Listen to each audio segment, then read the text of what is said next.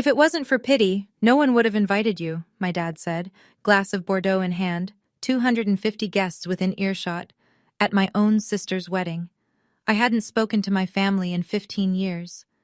When Claire's invitation arrived, handwritten, tucked inside a plain envelope with no return address, I knew this wasn't just a wedding, it was a trial. What my father didn't know, what no one in that room knew, was that the bride was alive that day because of me.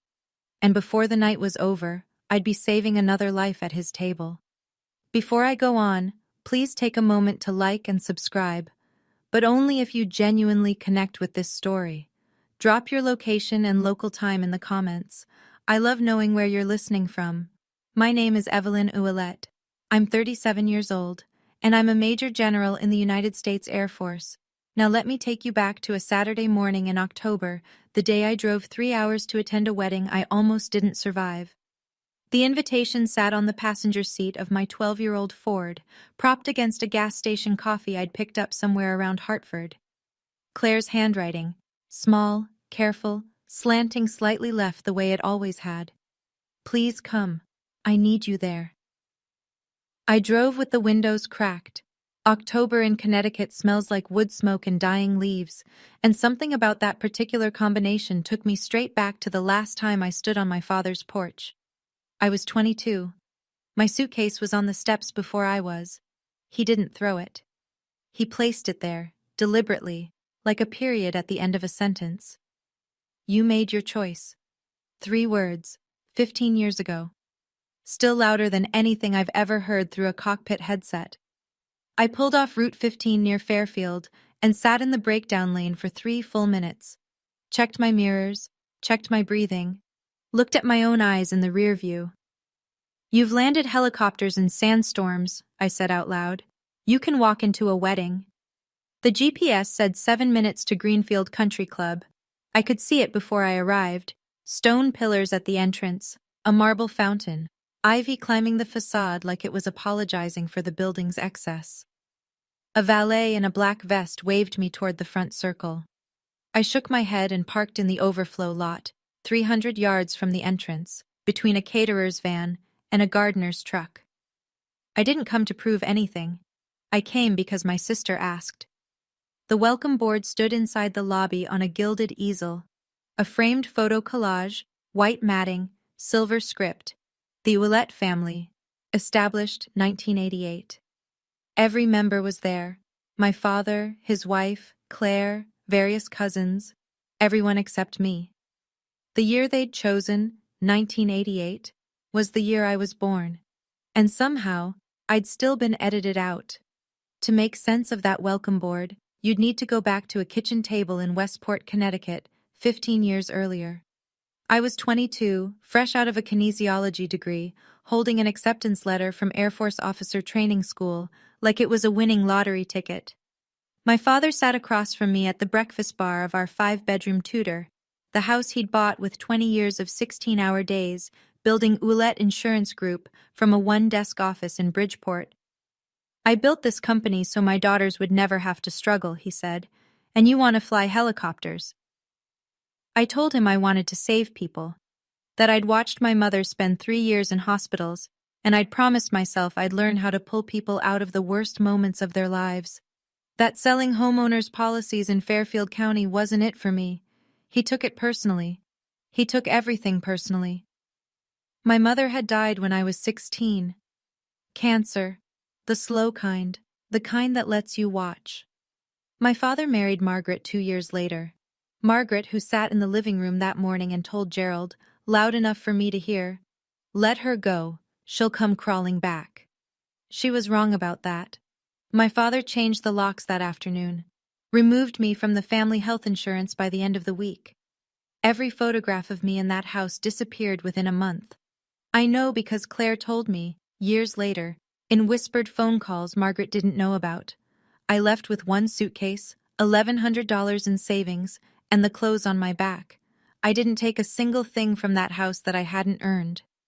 From my old bedroom window on the 2nd floor, Claire, 15 years old, still in braces, watched me go. She was crying. I could see her, and she could see me, and neither of us could do a thing about it. The cocktail hour was already underway when I stepped through the double doors. Crystal chandeliers, champagne towers, actual towers, the kind where the liquid cascades from glass to glass. String quartet playing Debussy in the corner, women in Armani and Diane von Furstenberg, men in custom suits that cost more than my first car. I'd bought my dress on sale. Navy blue, simple cut, no label worth mentioning. It fit well. That was enough. Heads turned.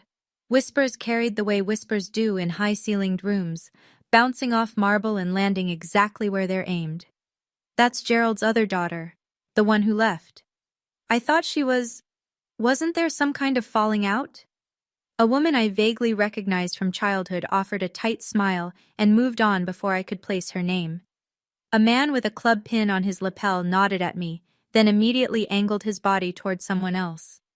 My father's social orbit had clear gravitational rules, and I was outside it. I found him across the room, at table 1 naturally. Silver hair swept back, Brioni suit, laughing with a thick-necked man I didn't recognize. Margaret stood beside him in a red dress, pearl necklace resting against her collarbone, one hand on Gerald's arm like she was anchoring a flag to a pole. I remembered what Margaret once told our neighbor, Mrs. Foley, at a 4th of July cookout. Claire had repeated it to me in a midnight phone call. Evelyn couldn't handle the real world, so she ran away to play soldier. I took a glass of Pinot Noir from a passing tray and found my table. Table 22, last one, by the kitchen door. My place card didn't read Evelyn Ouellette. It read Guest of the Bride. Table 1 had white roses and orchids. Table 22 had silk flowers. Not even good silk. The bartender, a kid in his 20s with kind eyes, caught me standing alone and poured a generous glass. "Whoever put you at table 22 doesn't know what they're missing," he said. I almost laughed. I heard her before I saw her, the rustle of tulle, the sharp click of heels moving faster than any bride should on her wedding day. "You came," Claire's voice cracked on the second word. "Oh God, you came." She hit me like a wave. Arms around my neck, face buried in my shoulder, the scent of jasmine perfume and hairspray, and something underneath that was just Claire. The little girl who used to climb into my bed during thunderstorms. She was wearing Vera Wang, off-the-shoulder cathedral train, hand-sewn beading that caught the light like scattered stars. She was beautiful. She was also shaking. "Dad doesn't know I sent the invitation," she whispered, pulling back just enough to look at me. Her eyes were the same green as our mother's. Margaret found out and tried to stop it. I told her I'd cancel the entire reception if she interfered. "Claire. No. Listen to me." She gripped both my hands. "I have something planned tonight. Trust me. Just stay. No matter what Dad says, please stay." I searched her face for an explanation, but she gave me none. There was something behind her eyes, not anxiety exactly, something closer to resolve. David appeared beside her. The groom, tall, steady-looking, with the kind of quiet confidence that doesn't need a loud room. He extended his hand. "Claire told me everything," he said. "It's an honor, Evelyn." Everything. The word snagged on something in my chest. What exactly had Claire told him? She squeezed my hands one last time. "You're the reason I'm standing here today, Ev. And tonight, everyone will know." Before I could ask what she meant, her maid of honor pulled her away for photos. I caught one last detail as she turned, the inside of her wedding band, where most brides engrave a date or initials. Claire's ring had a single word: Phoenix. It meant nothing to me then. It would mean everything by midnight. Gerald found me 17 minutes into cocktail hour. I'd been counting. He was holding a glass of something amber. Bourbon, probably. The Pappy Van Winkle he always favored at events. And he wasn't smiling. He crossed the room with the stride of a man who owns the building, even though he didn't. He just owned the people in it. No greeting, no handshake, no, "It's been a long time." I didn't realize Claire's guest list included charity cases. I set my wineglass down on the nearest high top. "Hello, Dad. You look well." You have some nerve showing up here. His voice dropped to a register meant only for me, but his eyes scanned the room to make sure we had an audience. If you embarrass this family tonight, I'll make sure Claire regrets inviting you. I'm here for Claire, not for you. His jaw tightened. I'd forgotten how much he hated being dismissed. Margaret materialized at his elbow. She had a gift for that, appearing at the exact moment Gerald needed reinforcement. She wore a smile the way a guard dog wears a bow. "Oh, Evelyn, how unexpected." She pressed a hand to her chest. "I told Gerald someone from the charity list must have gotten mixed up with the invitations." I let the line land without flinching. Years of flight training teach you that. When turbulence hits, you don't jerk the controls. You hold steady and ride through. Gerald leaned closer. "Claire has a trust fund, an apartment on Chapel Street, her car, half this wedding. All of it runs through me." He paused, letting the math settle. "You want to test how far that goes?" There it was. The same playbook, 15 years later. Money as leash, love as currency, control disguised as generosity. 15 years and you still can't read a room, he said, straightening his Patek Philippe. Some people just don't belong. He walked away. Margaret followed, heels clicking like punctuation. Margaret didn't leave me alone for long. 20 minutes later, she reappeared at my elbow and steered me, physically, hand on my back, toward a cluster of guests near the terrace doors. "Everyone, this is Gerald's older daughter." She gestured at me like I was a display piece. "She left the family years ago to, well, what is it you do again, dear? Something with planes?" "I'm in the Air Force." "Right." Margaret tilted her head with practiced sympathy. She always had trouble settling down. Some people need structure, you know? The group, 2 couples, country club polished, uncomfortable, offered thin smiles. Nobody spoke.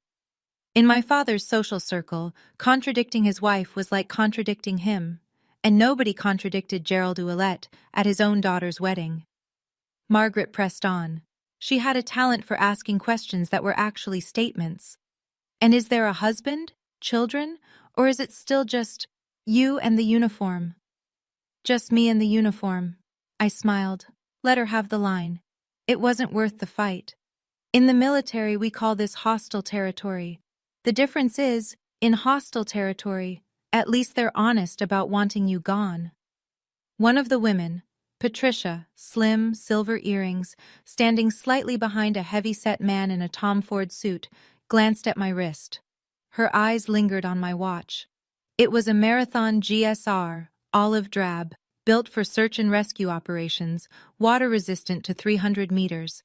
It was worth about $400, which made it the cheapest timepiece in the room by a factor of 50. Patricia looked at the watch, then at me, then back at the watch. Something registered behind her eyes, a question she didn't ask. I filed that away. Margaret was already moving on, her Cartier bracelet catching the light, her Hermes clutch tucked under one arm like a small, expensive weapon. Gerald caught my arm in the hallway between the cocktail lounge and the ballroom. Not hard, just firm enough to say I still decide when you stop walking. The corridor was empty. Oil paintings on the walls, brass sconce lighting, carpet thick enough to swallow footsteps. The kind of space designed to make ugly conversations look civilized. Let me be very clear. His voice had dropped the party register entirely. This was boardroom Gerald. You are here because Claire is young and sentimental. The moment this reception ends, you disappear. Again. Claire is 30. She makes her own decisions. Claire's decisions are funded by my money. Her apartment, her car, half this wedding, mine. He held up a finger. You want to test how far that goes? I looked at him. Really looked. Same posture, same controlled expression, same absolute certainty that he was right about everything, always. The man hadn't changed in 15 years. He'd just gotten more expensive. And then he crossed a line that no amount of Brioni wool could disguise. Your mother, your real mother, would be ashamed of what you've become. The hallway went very quiet. My mother died when I was 16. She spent her last coherent afternoon telling me to chase whatever made me feel alive. She held my hand and said, "Promise me you won't live small, Evelyn." I promised. 3 weeks later, she was gone. And now my father was using her ghost as a weapon. My hands clenched. My vision narrowed. For one full second, the training dropped away, and I was just a daughter who missed her mom, standing in a hallway with a man who should have protected that memory instead of weaponizing it. 4 seconds in. Hold. 4 seconds out. Combat breathing. It works in cockpits. It works in hallways. You don't get to use Mom's name to hurt me. Not anymore. I turned and walked away. Behind me, his voice followed like a stone thrown at my back. You were always the weak one, Evelyn. That's why you ran. Dinner was called at 7. 250 guests filtered into the ballroom, round tables, white linens, Waterford crystal stemware catching candlelight in every direction. The band played something soft and classical as people found their seats. I found table 22, kitchen door at my back, silk flowers in front of me. 4 strangers already seated who offered the kind of polite smiles that said they'd heard Gerald's version of events. My father stood at the head table. He lifted his glass, Bordeaux, dark as a bruise, and tapped it with a fork. The room fell silent. Claire has always been my pride, he began. His voice carried the warmth of a man who'd practiced sincerity until it was indistinguishable from the real thing. She understood that family means loyalty. She understood that when you're given everything, you don't throw it away to chase some fantasy. He paused just long enough for the subtext to settle. A few guests glanced toward my corner of the room. Some quickly looked away. Others didn't bother being subtle. I raised my daughters to know their worth. Another pause. And Claire always knew hers. 250 people. And my father had just told every single one of them I was the daughter who didn't make it. I held my wine glass steady, took a sip, smiled at no one in particular. At table 1, Claire's knuckles were white around David's hand under the tablecloth. I could see her face from across the room, jaw set, eyes bright with something that looked like barely contained fury. She caught my gaze across the ballroom and gave the smallest nod. Wait, that nod said. I know what he just did, and it's almost time. I didn't know what she meant, but I stayed. So there I was. Table 22, plastic flowers, my father's speech still ringing in my ears. If you've ever sat at a dinner table where every word was a weapon disguised as a compliment, you know exactly what I'm talking about. My father had 250 people believing I was the family failure. But here's the thing about being underestimated. People stop watching what you're capable of. And what happened next? Nobody saw it coming. If this story is hitting close to home, hit subscribe, because we're just getting to the part that changed everything. Dinner was half finished when Margaret brought reinforcements. She crossed the ballroom with the thick-necked man I'd seen earlier. Richard Hale, I'd learn. Gerald's business partner, Margaret's older brother. The kind of man who measured his own importance by the square footage of his boat. Richard, this is Evelyn. Margaret's hand rested on his arm. Gerald's daughter who chose the military over the family business. Richard looked at me the way you'd look at a minor traffic accident. Briefly interesting, ultimately someone else's problem. Scotch in one hand, the other tucked in the pocket of his Tom Ford suit. A Rolex day date caught the candlelight at his wrist. Military, huh? He took a sip. Good for you. Someone has to do it. I just prefer people who can actually build something, not just follow orders. The other guests at table 22 developed a sudden fascination with their entrees. Richard wasn't finished. What do they pay you anyway? 80, 90 a year? He swirled his scotch. I spend that on my boat. The pay is decent, I said. The work is rewarding. Margaret's smile sharpened. Rewarding? You mean like a participation trophy? They laughed together, Margaret and Richard, a choreographed performance that had Gerald's fingerprints all over it. This wasn't spontaneous cruelty, it was a campaign. They were reinforcing the story my father had been telling for 15 years. Evelyn is the one who couldn't cut it. Evelyn is the cautionary tale. I looked down at my watch. The Marathon GSR. $400.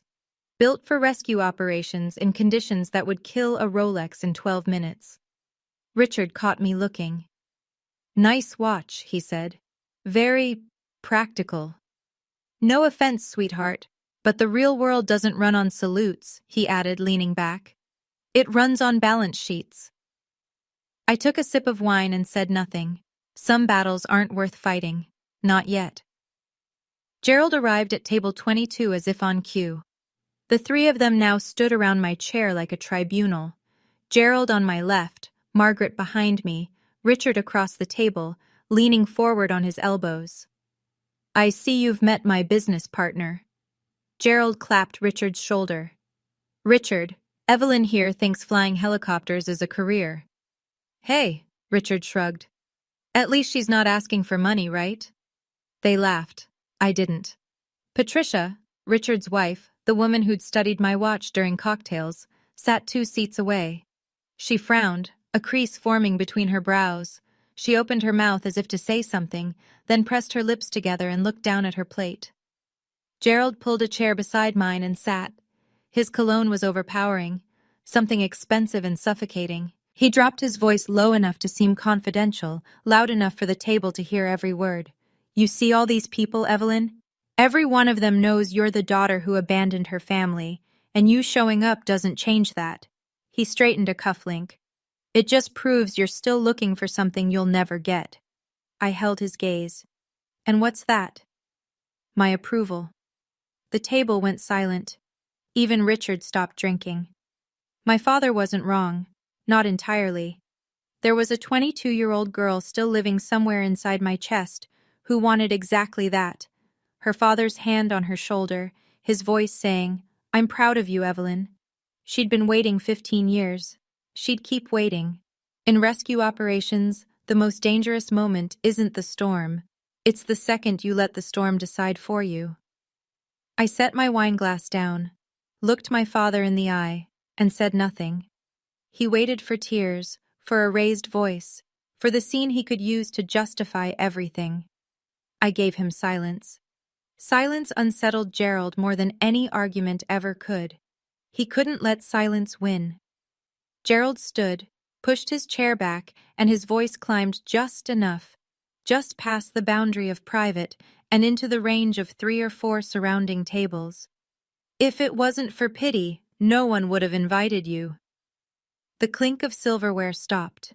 Conversations at nearby tables died mid-sentence. A waiter carrying a breadbasket froze 3 steps from the kitchen door. At table 19, a woman put her hand over her mouth. At table 20, an older man in wire-frame glasses looked at Gerald and slowly shook his head. Margaret, standing behind me, didn't intervene. She touched Gerald's arm, the gesture of a woman who wanted to appear concerned while making sure the performance went on. Richard shifted his weight. "Gerald, come on," he murmured.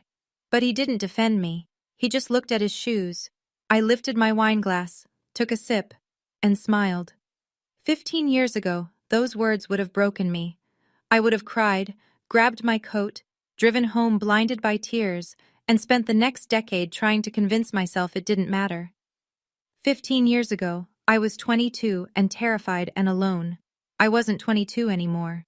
"Funny thing about pity," I said, just loud enough for our table. "The people who give it usually need it the most." Gerald stared at me. He'd expected tears. He'd expected surrender. My calm unnerved him more than anger would have. His mouth opened, closed, opened again. For the first time in 15 years, my father had nothing to say. I held his gaze, sipped my wine, let the moment land. From across the ballroom, I saw Claire rise from the head table. She leaned into David's ear. He nodded. She smoothed her dress, squared her shoulders, and began walking toward the stage, toward the microphone. My father had just delivered his closing argument. He didn't know the defense hadn't started yet. I excused myself before the entree plates were cleared. Nobody at table 22 protested. The ladies' room at Greenfield Country Club was nicer than most apartments I'd lived in during my 20s. Marble vanity, brass fixtures, hand towels folded into fans, a basket of Aesop products arranged like a still life. I locked the door, leaned against it, and looked at myself in the mirror. My eyes were red. Dry, but red. 15 years of military discipline meant the tears didn't fall. They collected somewhere deeper, in a place I didn't visit unless I was alone and the door was locked. I looked at my hands.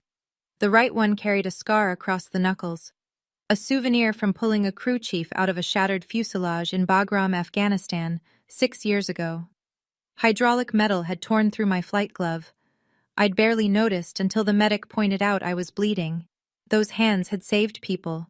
Tonight, they were shaking. I thought about leaving. My keys were in my clutch. 30 steps to the parking lot. 3 hours back to my apartment near Patrick Space Force Base. I could be on I-95 before anyone noticed the empty chair at table 22. Why did I come? What did I think would happen? That he'd see me, 15 years older, and say I'm sorry? I thought about my officer training school graduation. I'd scanned the crowd 4 times, certain my father would be in the back row, that the anger had passed, that he'd show up the way fathers do. The seat stayed empty.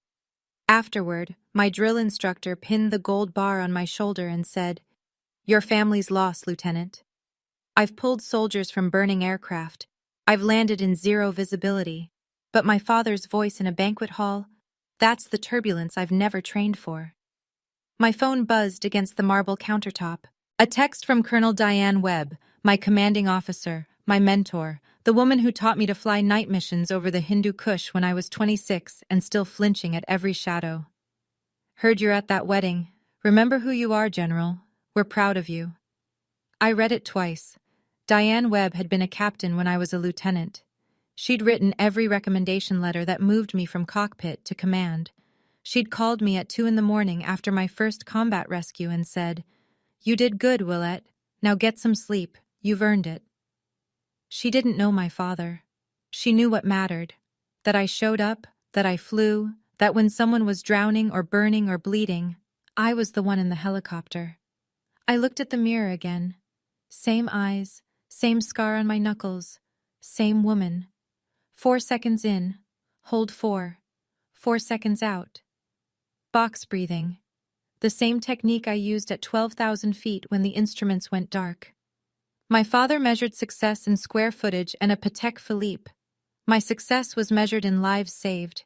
237 of them, at last count. I straightened my hair, adjusted the neckline of my dress, washed the redness from my eyes with cold water. I am not the girl he kicked out 15 years ago. I am Major General Evelyn Ouellette, and I don't leave missions unfinished. I opened the door and walked back toward the ballroom. Not because my father might apologize. He wouldn't. Not because the evening might improve. It probably wouldn't. Because Claire asked me to stay. And in 15 years of service, I've never once abandoned someone who asked for my help. Gerald noticed my return. I could tell by the small, satisfied twitch at the corner of his mouth, the expression of a man who believed he'd won. He whispered something to Margaret. She covered her smile with her wineglass. I imagined the narrative forming in real time. "See?" She went to the bathroom to cry. "She's fragile. She always was. Let them think that." I sat down at table 22 and placed my napkin across my lap with the kind of deliberate precision that comes from years of mess hall etiquette drilled into you by senior officers who believed civilized meals built civilized leaders. I picked up my fork, took a bite of the salmon. It was actually quite good. Something had shifted, and the people around me could feel it, even if they couldn't name it. I wasn't slumped. I wasn't avoiding eye contact.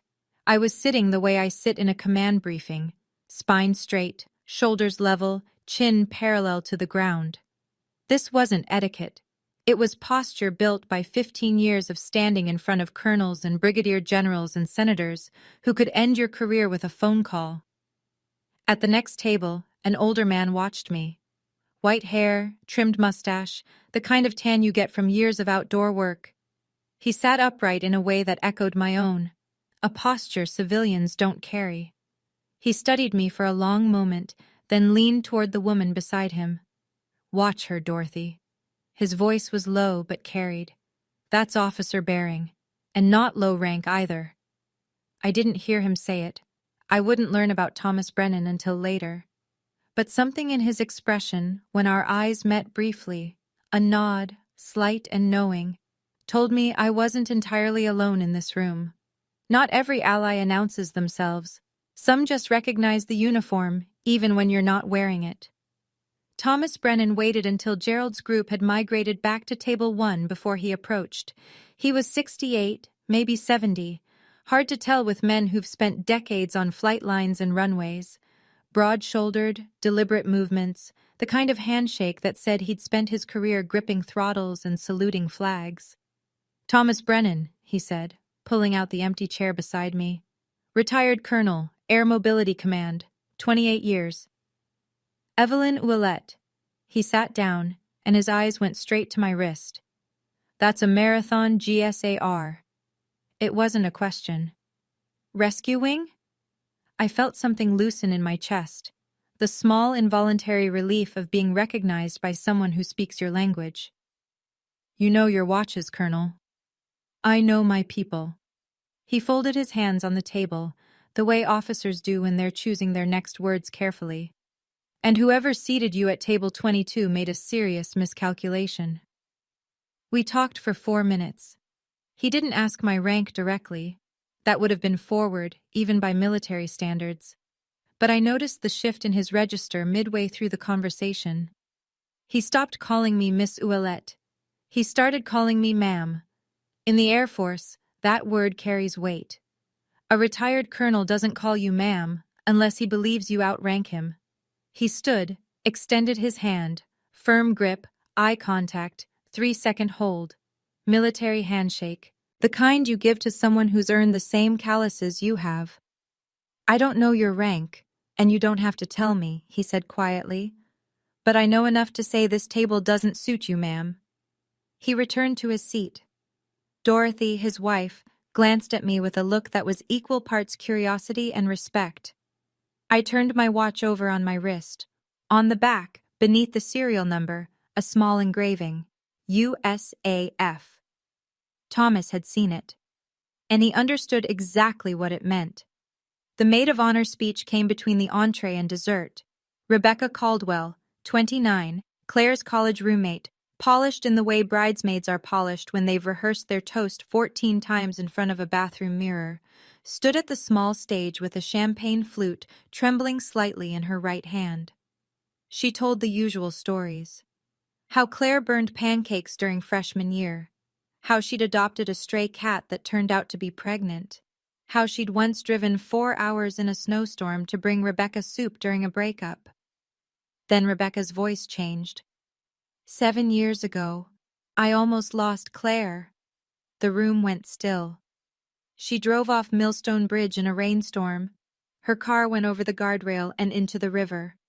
Rebecca paused, steadying herself. She was trapped underwater for 11 minutes, her lungs filled. She stopped breathing. At table 1, Gerald looked down at his plate. He knew about the accident. Of course he did. But it was the kind of thing he never discussed. It happened after he'd already cut me out. It happened in a world where I no longer existed to him.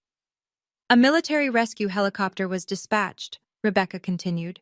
"The pilot didn't wait for the dive team. She jumped into the river herself. Pulled Claire out with her own hands. Claire had no pulse for 2 minutes. That pilot performed CPR on the riverbank, in the rain, alone, until Claire started breathing again." Rebecca looked up. "I don't know who that pilot was, but Claire does, and she told me something I'll never forget. That pilot is the reason she's alive to marry David today." My heart was hammering. The radio frequency from that night flashed through my memory like a strobe. Survivor trapped in submerged vehicle, Millstone Bridge, 2,300 hours. I hadn't known it was Claire. Not until I'd pulled her out of the water and seen her face in the floodlight. She knows. Claire knows it was me. What I didn't understand was how, or how much. David found me during the dessert shuffle, that 10-minute window when half the guests are at the cake table and the other half are refilling drinks. He slid into the chair next to mine with the ease of a man who'd been planning this moment. "I only have a minute," he said, keeping his voice below the music. "Claire's been planning this for 6 months." "Planning what?" He pulled out his phone, scrolled to a document, and angled the screen toward me. I recognized the letterhead before I read a single word. Department of the Air Force, FOIA response. 2 years ago, Claire filed a Freedom of Information Act request for the rescue mission report from Millstone Bridge. David spoke calmly, the way software engineers explain complex problems, step by step, no wasted words. The Air Force redacted most of it, but the pilot's name cleared review. Captain Evelyn Ouellette. My rank at the time. My name. On a government document, verified by the Air Force Rescue Coordination Center. When she read that name, David said, she collapsed. She'd spent 5 years not knowing who pulled her out of that river, and it was her own sister. I couldn't speak. The salmon sat in my stomach like a stone. She tracked everything after that, Evelyn. Every article, every promotion. She knows your current rank. She knows about the Distinguished Flying Cross. She delayed our wedding 6 months to match your leave schedule. He paused. She tracked your deployment through a friend at the Department of Defense. Why didn't she just call me? David's expression hardened. She tried. Margaret blocked every number Claire used, changed the house phone, even intercepted a letter. So there it was, 15 years of silence, and half of it had been manufactured. When Claire takes the mic tonight, David said, standing, just be ready. He squeezed my shoulder, brief, warm, respectful, and walked back toward the head table. David's words sent me back 7 years, to a cockpit I could still feel around me if I closed my eyes. 2,300 hours. Rain hitting the windscreen of the HH-60 Pavehawk so hard the wipers were useless. My co-pilot, Lieutenant Graham, reading coordinates off the GPS, while our para-rescueman checked his harness in the cabin behind us. Dispatch. Civilian vehicle off Millstone Bridge, submerged in 8 feet of water. Driver trapped. Local fire responding, but no dive team on scene for 20 minutes. 20 minutes was too long. Water temperature, 41 degrees. Survival window with submerged lungs, 6, maybe 7 minutes. I made the call. I unclipped my flight vest, handed control to Graham, and jumped. The water was black and freezing and tasted like diesel. I found the car by feel, passenger window shattered, current pushing debris against the frame.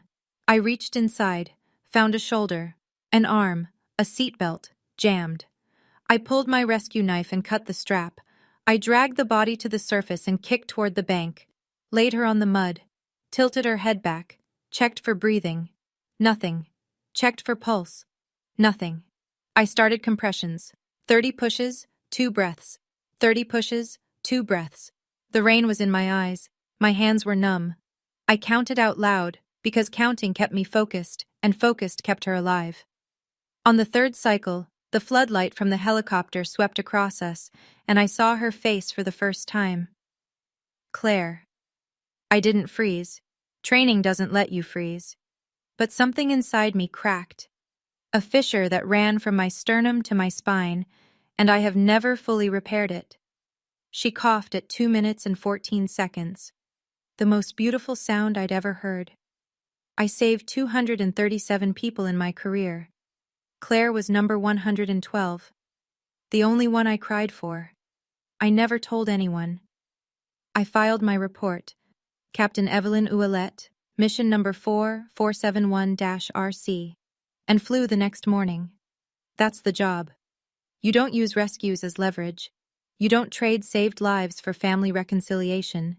You just fly. She was number 112, and for 7 years I never told a soul. I kept flying, kept pulling strangers from wreckage, kept pretending that one rescue didn't rearrange something fundamental inside me. If you've ever done something extraordinary for someone who never knew, or someone who did know but couldn't say thank you, drop Silent Hero in the comments. Now, back to that country club, because Claire had the microphone. And she was about to blow the roof off my father's carefully constructed lie. The band stopped playing at 9:15. Claire stood on the small stage at the front of the ballroom, spotlight angling down on her Vera Wang like she'd been placed there by a cinematographer. The microphone trembled slightly in her hand, the only sign that the woman up there was terrified. "Before we cut the cake," she said, "I need to do something I should have done years ago." Gerald, at table 1, straightened his tie and leaned back with the satisfied posture of a man expecting tribute. Margaret put a hand on his arm and beamed. Their daughter, thanking her father in front of 250 guests. The natural order of things. "Most brides thank their parents for raising them," Claire continued. Her voice was steadier now, finding its footing. "I will thank my father, but not for the reasons he expects." Gerald's smile held, but something around his eyes shifted, a flicker of uncertainty he couldn't quite suppress. Claire looked out across the tables, searching. Her gaze swept past the champagne towers, past the centerpieces, past the clusters of guests with their coffee cups and cake forks, until she found me. Table 22, kitchen door at my back, silk flowers in front of me. "I want to honor someone who made this day possible," she said, eyes locked on mine. "Someone in this room who most of you don't know. Someone my family tried to erase." A murmur rippled through the ballroom. Gerald's jaw tightened. Margaret's hand tightened on his arm. "Daddy, you taught me loyalty," Claire said, still looking at me. "But you taught my sister something more important. You taught her that some people are worth saving, even when they don't save you back." Her voice broke on the last word. "I need to tell you about the night I almost died." The ballroom was so quiet I could hear the kitchen staff stop washing dishes behind me. 7 years ago, Claire said. I drove off Millstone Bridge in a rainstorm. My car sank in the Connecticut River. I was trapped underwater for 11 minutes. My lungs filled with water. I stopped breathing. She wasn't reading from notes. She knew every word by heart. A helicopter came, a military rescue helicopter, and the pilot, she didn't wait for the dive team. Claire's voice cracked, steadied, pressed on. She jumped into the river herself, into 41-degree water in the dark. She pulled me out with her own hands. At table 1, Gerald stared at his daughter. His face had gone very still, the expression of a man watching a building collapse in slow motion. I had no pulse for 2 minutes, Claire said. She performed CPR on the riverbank, in the rain, alone. She saved my life. 250 people held their breath. For 5 years, I didn't know who she was. The Air Force wouldn't release the pilot's name. Operational security. Claire reached behind the podium and produced a craft paper envelope. She held it up so the room could see the letterhead. Department of the Air Force. Freedom of Information Act response. 2 years ago, I filed a FOIA request, and I got this letter. She opened the envelope, held the document at arm's length so the official seal was visible even from the back tables. The pilot's name was Captain Evelyn Ouellette. She looked at me. My sister. The gasp moved through the room like a physical wave, table by table, breath by breath. A woman at table 8 covered her mouth. A man at table 14 gripped his wife's hand. Gerald stood perfectly still, mouth open, no sound coming out. Margaret's hand fell from his arm. My father kicked out the woman who saved my life, Claire said, and for 15 years, she never said a word about it. Claire wasn't finished. After the rescue, Evelyn kept serving. Her voice had found something beyond steadiness now, a resonance that filled the room the way certain truths do when they've been held too long. She kept flying. She kept saving people. She looked down at a printed page. I could see the USAF seal from across the room, the blue and white letterhead of an official biography. Major General Evelyn Ouellette. Claire read each word like it was a declaration of war against every lie our father had ever told. Commander, 920th Rescue Wing, Patrick Space Force Base, Florida. Recipient of the Distinguished Flying Cross, the Air Medal with 3 oak leaf clusters, and the Humanitarian Service Medal. She lowered the paper. 237 confirmed rescues. The number landed like a detonation. I heard someone whisper, 237? And the question echoed outward until it became a murmur, then a rumble. Claire turned to face me across the ballroom. She stood straight, straighter than I'd ever seen her stand. She lifted her right hand to her forehead. To Major General Evelyn Ouellette, the bravest person I know, and the best sister I could ever have. The salute was imperfect. Her fingers were slightly spread, her angle too steep. A civilian's attempt at something she'd only seen in movies. It didn't matter. It was the most precise gesture I'd ever witnessed. I stood, slowly. The chair scraped against the floor and 250 heads turned to table 22. Silence. Then Thomas Brennan pushed back his chair and rose. His salute was textbook, crisp, exact, 30 years of muscle memory in a single motion. His wife Dorothy stood beside him. A man at table 12, another veteran I'd later learn, stood next. Then another. Then another. The applause began with a single pair of hands and spread like a lit fuse across the room. People stood, one by one, then in clusters, until the entire ballroom was on its feet. I've received medals from generals. I've been saluted by colonels. Nothing in my career has ever meant more than my little sister, in her wedding dress, saluting me from a stage. Gerald stood in the middle of the standing ovation like a man caught in a riptide. His face had gone the color of old chalk. 250 people, his friends, his business partners, his neighbors, his church congregation, had just learned that he'd disowned a major general. A war hero. The woman who'd pulled his own daughter from a river. Margaret tried first. She leaned toward the nearest guest and offered a shaky smile. Gerald always supported Evelyn in his own way. Nobody turned to look at her. Nobody cared. Richard Hale stood at the edge of the room with his scotch suspended halfway to his mouth. The word military welfare hung in the air like a stain he couldn't wipe clean. He'd said it 40 minutes ago. It might as well have been branded on his forehead. The social physics of the room had inverted in 90 seconds. The people who'd avoided me during cocktail hour were now stepping toward my table. The people who'd whispered behind Gerald's protective orbit were now whispering about him. Gerald tried to regain control. He half stood, cleared his throat. Claire, this is hardly the place. The applause drowned him out. He wasn't accustomed to being drowned out. Thomas Brennan walked to my table, extended his hand, and gripped mine with both of his. It's an honor, General. Then he turned to my father, still standing, still chalk-white, still holding a glass of Bordeaux he'd forgotten he was holding. Sir, I served 28 years in the United States Air Force. I've met 5 major generals in my career. Thomas's voice carried the quiet authority of a man who'd spent 3 decades giving orders. Your daughter is the youngest woman to hold that rank in Air Force rescue. He paused. And you put her at table 22. Gerald's survival instinct kicked in, the same instinct that had built a regional insurance company from a one-desk office. When the ground shifts, you deny the earthquake. Major General? He forced a laugh that convinced no one. Please. She probably inflated her resume. She was always good at exaggerating. David had been waiting for exactly that. He walked to the side of the stage, opened a laptop he'd placed there earlier in the evening, before the ceremony, before the cocktails, before Gerald had even arrived, and connected it to the venue's projector. The screen behind the cake table filled with light.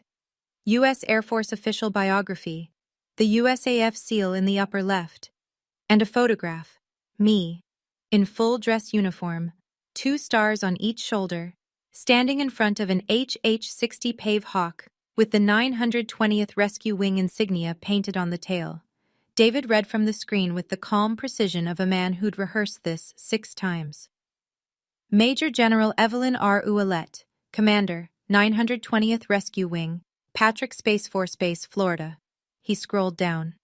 Distinguished Flying Cross Citation.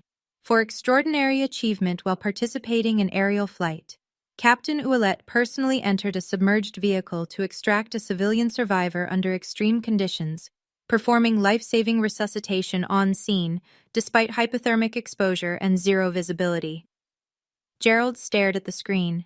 His own daughter's face, my face, 20 feet tall, 2 stars shining under ballroom lights. Margaret touched his arm. "Gerald, let's go."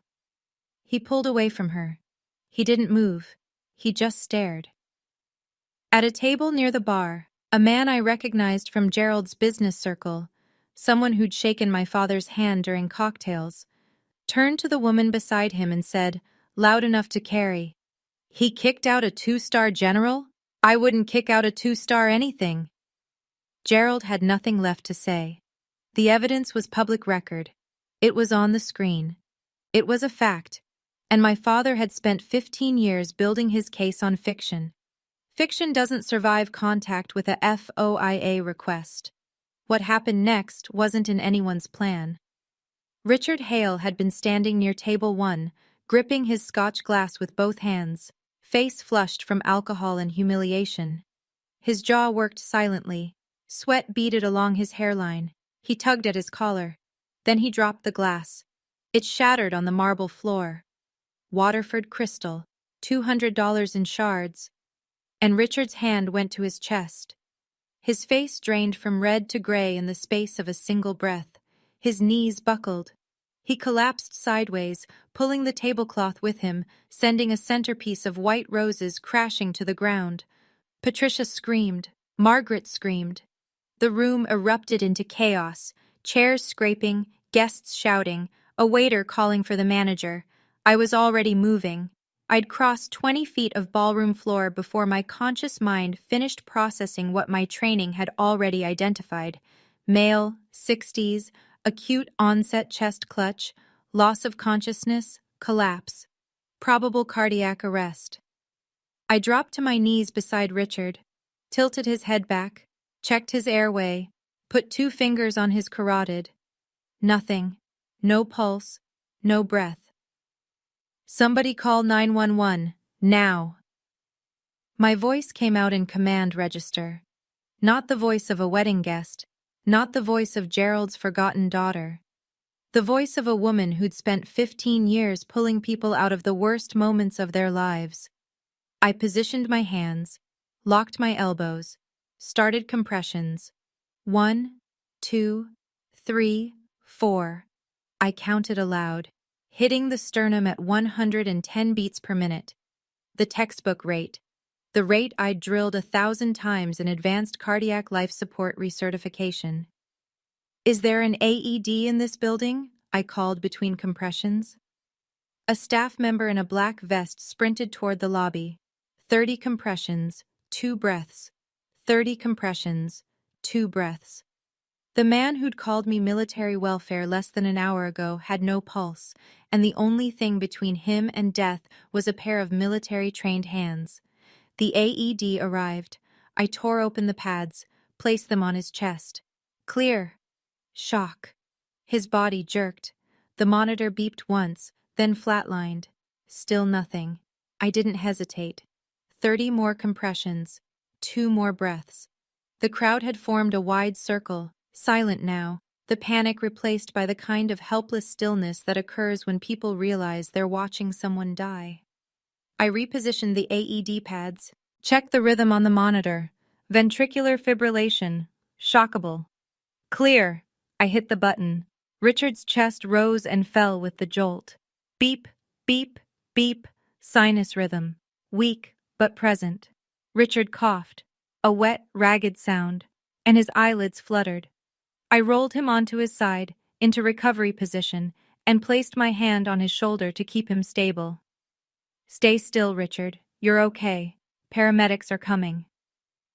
The room was absolutely silent.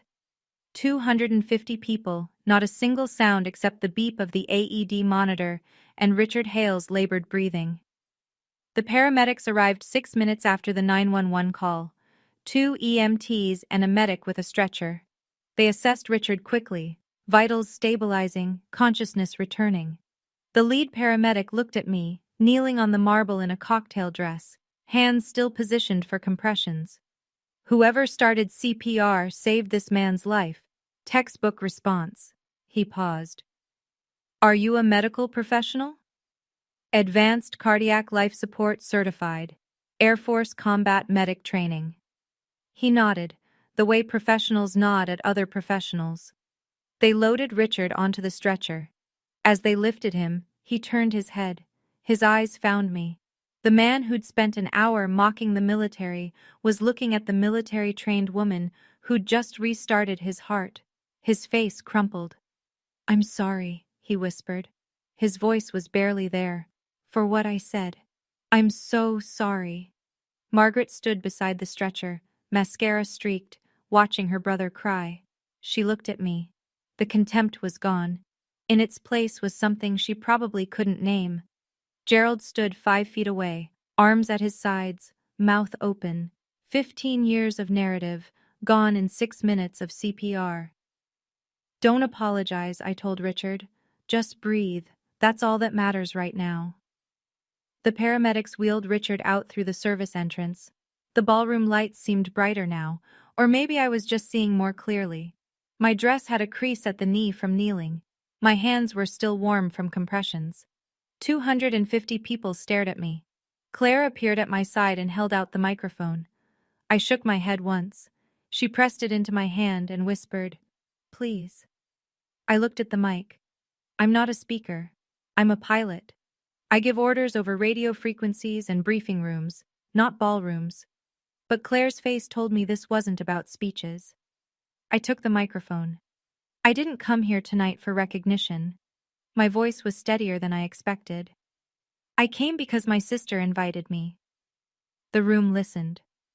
I've spent 15 years serving people I've never met, pulling them from water, from fire, from wreckage. I would have served my family too, if they'd let me. I found Gerald in the crowd. He hadn't moved from his spot near table 1.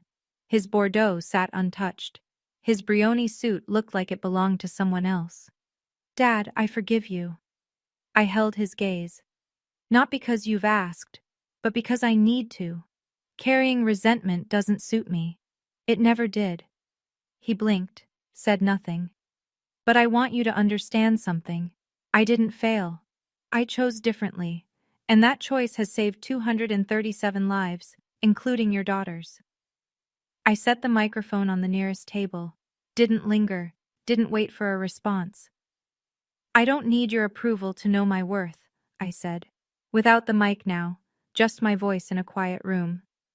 But I do hope, for Claire's sake, that one day you'll learn to measure people by what they give, not what they owe you. The ovation was louder this time, longer. Gerald stood in the center of it, surrounded by applause, and didn't clap once. What happens when 250 people recalibrate at the same time isn't dramatic. It's quiet. It's a shift in foot traffic, the direction people drift when they're choosing who to talk to. They drifted toward table 22. A woman from the country club set pressed my hand and said she'd had no idea. A couple from Gerald's church told me their son had served in the Marines. A teenager with braces asked if I'd really flown helicopters in sandstorms, and for the first time all night, I laughed. Thomas Brennan introduced me to a man named Hamilton Reed, silver-haired, firm handshake, the kind of calm that comes from running large organizations. He was chairman of the Veterans Charitable Foundation, a nonprofit based in Hartford. General, we've been looking for an honorary chair for our annual gala, Hamilton said. Someone with operational experience and, frankly, the kind of integrity this room just witnessed. Would you consider it? I'd be honored. Thank you. Across the room, Gerald stood in the corner that used to be his stage. His business associates, the men who'd laughed at his jokes during cocktails, who'd nodded along during his toast, now kept a careful distance. One of them, a man in wireframe glasses I'd seen at table 20, pulled Gerald aside. I couldn't hear the words, but I saw Gerald's face. Whatever was said, it wasn't congratulations. Margaret sat alone at the head table, makeup ruined, staring at the tablecloth. The narrative she'd spent a decade constructing, Evelyn the failure, Evelyn the runaway, Evelyn who plays soldier, had dissolved in 30 minutes. Patricia Hale found me near the bar. Her eyes were red. "Thank you for saving my husband." She gripped my hand with both of hers. "And I'm sorry for all of it." For the first time all evening, Gerald Ouellette was seated at the metaphorical table 22. And nobody was coming to keep him company. The evening wound down the way wedding receptions do, slowly, then all at once. Guests trickled toward the valet stand. The band played one last slow song. Caterers began clearing tables. I stepped onto the terrace. The October air hit my face like cold water, clean, sharp, smelling of fallen leaves and the last of someone's cigar smoke. Connecticut in autumn, the season that feels like an ending and a beginning at the same time. I heard him before I saw him. Gerald stepped through the terrace doors alone. No Margaret on his arm, no Richard at his flank, no audience, just a 64-year-old man in a suit that suddenly seemed too large for him. He stood beside me at the stone railing, looking out at the dark lawn. Neither of us spoke for a long time. The fountain gurgled below us. A car door slammed in the parking lot. I was wrong. 3 words. 20 seconds of silence before them. He said them the way men like my father say things they've never said before. Quietly, stiffly, as if each syllable cost him something he'd been hoarding for years. "I know," I said. He gripped the railing. His knuckles went white. "Your mother. Your real mother. She would have been proud." His voice broke on proud. Not theatrically, just a hairline fracture in the register, the sound of a foundation shifting after too many years of pressure. "She would have been proud of both of us, Dad, if we'd given her the chance." He was quiet again. The fountain filled the silence. "Can we start over?"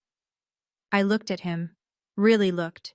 The silver hair, the lines around his mouth, the Patek Philippe that suddenly looked like just a watch. "I'm not sure we can start over, but we can start from here, with honesty." He nodded. He didn't reach for me, and I didn't reach for him. We weren't there yet. Maybe we'd never be. "I'll call you," he said. "If you'll answer." "I'll answer." "I don't need you to be the father you weren't, Dad. I need you to be the father you can still become. For Claire." I paused. "Maybe someday, for me." He stayed on the terrace. I walked inside. The distance between us was smaller than it had been that morning, not by much, but enough. Claire caught me in the lobby, halfway to the door. Her cathedral train was bunched over one arm. Her mascara was wrecked. Her veil was gone, lost somewhere between the toast and the CPR, probably trampled under a paramedic's boot. She was grinning like she'd won something bigger than a wedding. "Ev, wait." She pulled a canvas tote bag from behind the coat check counter. She'd hidden it there before the ceremony, she told me later, and pressed it into my hands. "I need to show you something." Inside was a scrapbook, handmade. Thick paper, glue stick edges, the slightly crooked layouts of someone who loved the work more than the result. I opened it. The first page, a local newspaper clipping from 7 years ago. Unnamed Air Force pilot saves drowning victim at Millstone Bridge. The pilot's name was redacted. Claire had circled the headline in red marker. I turned the pages. Printouts from Air Force websites, screenshots of press releases, a photo from a humanitarian service medal ceremony, my promotion to colonel. Someone had underlined the date. A regional news feature about a flood rescue in North Carolina, where I'd commanded the response team. 7 years of collecting. 7 years of watching me from a distance, assembling the life I'd lived without her. The last page, my official USAF portrait. 2 stars, dress uniform, standing in front of the Pavehawk with the 920th Rescue Wing insignia on the tail. Claire had printed it in color, trimmed the edges carefully, and written underneath in her small left slanting handwriting, "My sister." My hero. My phoenix. I cried. For the first time in the story. The first time in front of another person in longer than I can remember. Not weak tears. The tears of a woman who'd finally been seen. Claire held me the way I used to hold her during thunderstorms. You saved 237 people, Ev. Her voice was muffled against my shoulder. But tonight, let someone save you for once. I pulled back and looked at her ring. The engraving I'd noticed earlier. Phoenix. My call sign. The word the Air Force gave me because I kept flying into fires and coming back. Claire had engraved it on her wedding band because without me, there was no Claire, no David, no wedding, no any of this. I've been watching you, she said. Every mission, every promotion. I was there, Ev, even when you didn't know. I drove home with the windows down. Route 15 at midnight is empty in October. Just headlights and guardrails, and the occasional reflective sign flashing past like a signal flare. The scrapbook sat on the passenger seat, next to Claire's handwritten invitation. 2 pieces of paper that told 2 different stories about the same family. Near Fairfield, I passed the exit for Westport. The house was a quarter-mile off the ramp, the 5-bedroom Tudor, the white fence, the flagstone path where my suitcase had sat 15 years ago. I slowed down. I could see the roofline through the trees, the porch light Gerald always left on. I didn't stop. I used to think home was a place, a house with your name on the mailbox and your photos on the wall. It's not. Home is where they see you, really see you, and for the first time in 15 years, somebody had. My phone buzzed in the cup holder. A text from Colonel Webb. How'd it go? I typed back with one hand, eyes on the road. Mission accomplished. All personnel accounted for. A smile. My first real one all night. Not the polite one I'd worn at cocktail hour. Not the defiant one I'd aimed at Gerald during his toast. A real smile, small and private, the kind nobody needs to see. My father spent 15 years telling 250 people I was a failure. Tonight, 250 people watched me save a man's life on a dance floor. The truth doesn't need a microphone, it just needs time. I turned on the radio. Something country, something gentle, something about going home.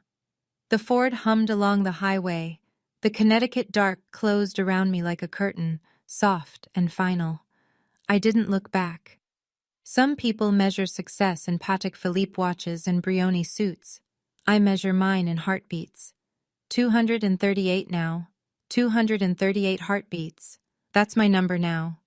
If this story made you feel something, if you've ever been the person at table 22 who turned out to be the strongest one in the room, I'd love to hear your story. Drop it in the comments. And if you haven't already, please subscribe and hit the bell. I release stories like this every week. There are more in the description below, including one about a woman who showed up to her ex's company gala with a very different kind of invitation. See you in the next one.